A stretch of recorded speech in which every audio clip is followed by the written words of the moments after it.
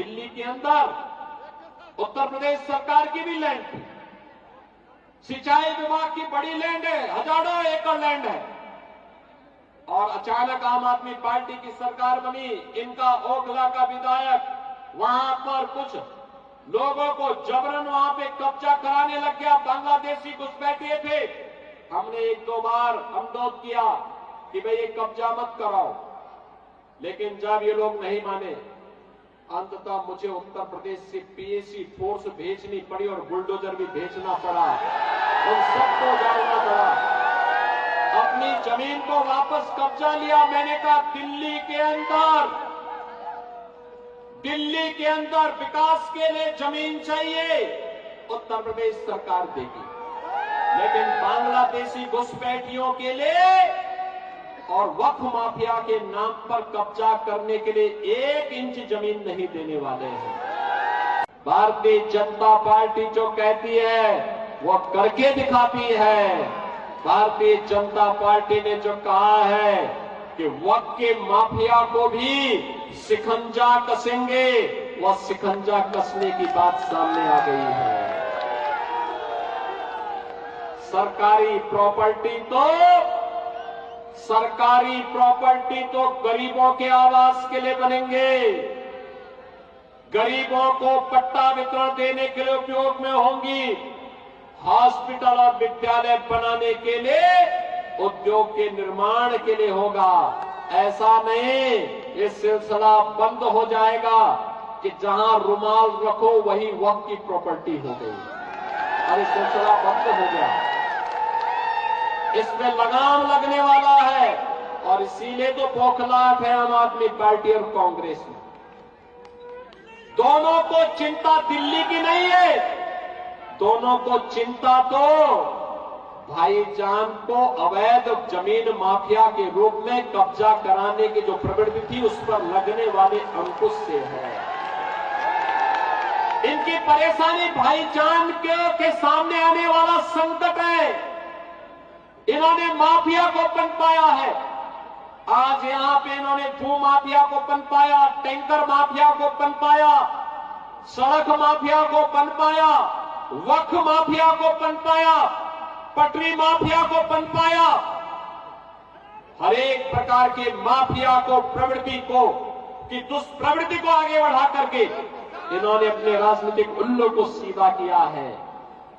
केजरीवाल जी, आपके लोगों ने दिल्ली के अंदर शराब घोटाला तो किया ही, भूमि घोटाला भी किया ही, भ्रष्टाचार के कीर्तिमान भी स्थापित किए और श्रमिकों के हकों पर भी डकैती डालने का काम किया।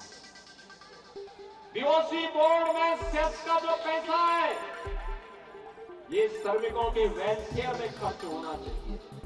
इन्होंने सैकड़ों करोड़ बांट दिए, और जब उसकी जांच हुई, ऑडिट होता है, तो पता लगता है कि ये पैसा तो आम आदमी पार्टी के वर्कर को बांटा गया है, ये किसी श्रमिक को नहीं बांटा गया है। बहनों और भाइयों, श्रमिकों का पैसा आम आदमी पार्टी के कार्यकर्ताओं को खैरात की तरह बांटेंगे?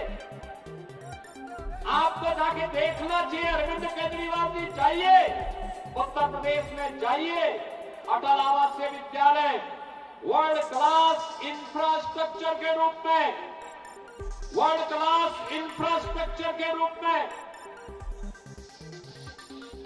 बीओसी बोर्ड में रजिस्टर्ड श्रमिकों के बच्चों और कोविड कालखंड में निराश्रित हुए बच्चों के लिए वे विद्यालय बने हुए हैं।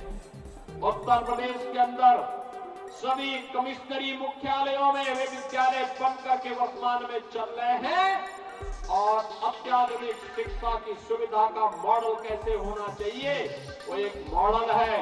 जाकर के देखेंगे तो अपने कृत्यों पर पश्चाताप करोगे, दिल्ली की जनता से माफी मांगोगे। ये लोग वक्फ माफिया को प्रश्रय देने वाले लोग हैं। इन्होंने वक्फ बोर्ड के नाम पर कैसे संरक्षण देने का काम किया है। आज भारतीय जनता पार्टी की केंद्र में मोदी जी के नेतृत्व की सरकार है। ये सरकार जो कहती है करके दिखाती है। दिल्ली के अंदर क्या दुर्व्यवस्था फैलाई है। बरसात के दिनों में यहाँ के नाले चौक होकर के जब ओवरफ्लो पानी होता है, कैसे पूरी दिल्ली डूबती हुई दिखाई देती है। ये दृश्य हर एक व्यक्ति की आंखों को खोलने वाला होता है।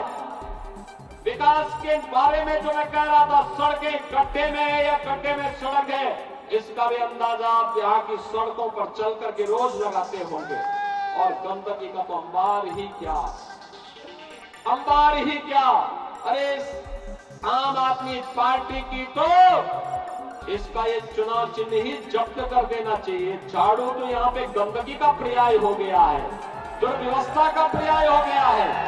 कारण है इन लोगों ने सफाई कर्मियों का भी शोषण किया है।